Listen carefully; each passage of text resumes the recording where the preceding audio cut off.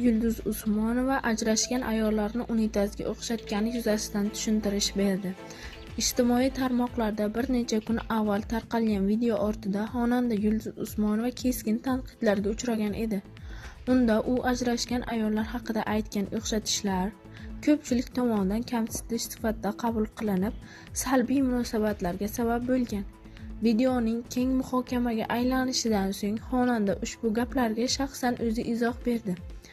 Yulduz Usmonovaning ta'kidlashicha, uning so'zlari mutlaqo haqorat yoki kamsitish maqsadida aytilmagan.